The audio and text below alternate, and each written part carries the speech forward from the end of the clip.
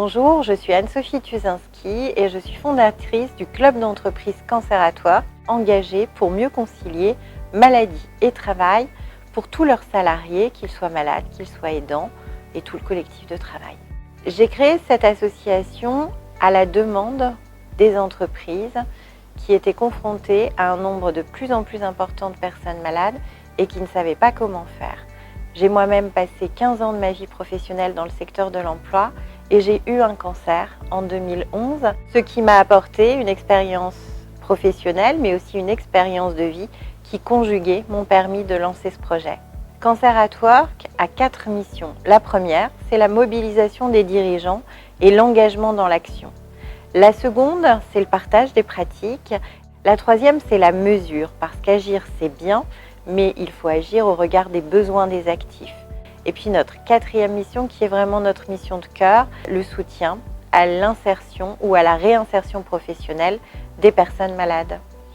Cancer at Work s'adresse à toutes les femmes confrontées à la maladie, qu'elles soient malades, qu'elles soient aidantes ou qu'elles managent une équipe de personnes qui ont été malades ou qui sont malades.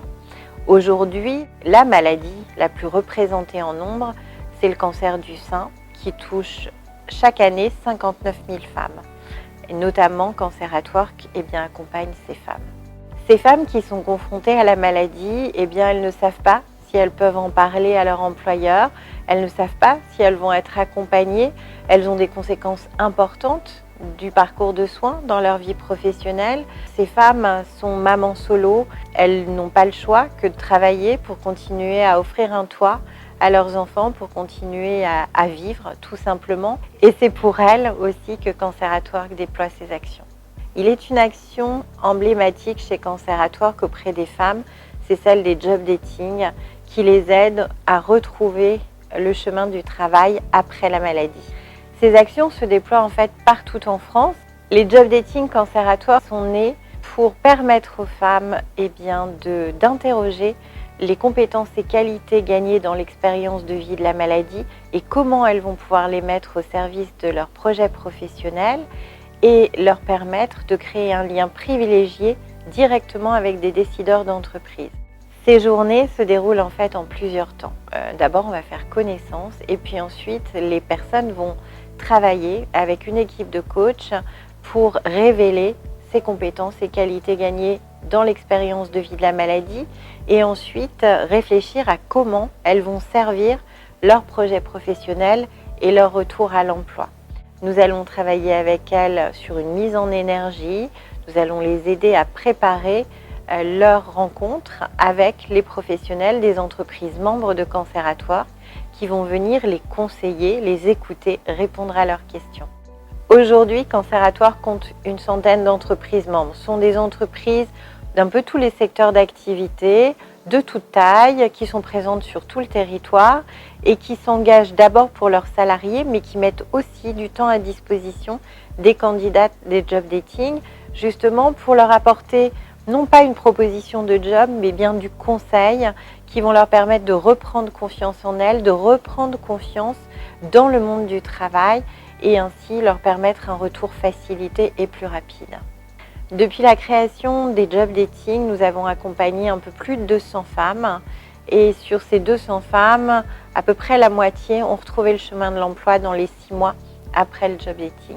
Donc je suis Magali, j'ai 48 ans, je suis Community Manager pour Cancer at Work. J'ai fait la connaissance, l'expérience de vie de la maladie en 2015 avec un cancer du sein triple négatif. Donc j'étais en arrêt pendant plusieurs mois et puis j'ai fini par quitter cet emploi que j'aimais, mais notamment parce que j'ai manqué d'accompagnement de la part de mon employeur. Je me disais j'ai pas vraiment besoin d'accompagnement. Et en fait, si, j'avais vachement besoin d'accompagnement. L'une d'elles a vraiment émergé à mes yeux. C'est vraiment Cancer at Work qui adresse toujours d'ailleurs les entreprises. Et ça m'a un peu réconciliée avec le milieu professionnel. C'est-à-dire que je me suis dit, il y a des entreprises qui sont capables de se mobiliser pour accompagner leurs collaborateurs. Et j'ai participé à ce job dating en 2018. Et ça a été pour moi une vraie révélation. J'ai la chance d'avoir autour de moi une équipe formidable, très engagée, très efficace, qui au quotidien œuvre pour mieux concilier maladie et travail.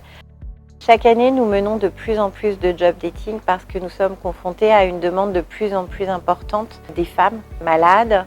Ce que j'aimerais partager avec vous, c'est cette compétence que nous avions créée sur LinkedIn qui s'appelle Fighting Cancer et qui transforme cette douloureuse expérience de la maladie en quelque chose de positif, en une force que toutes les femmes vont pouvoir mettre au service de leur projet professionnel.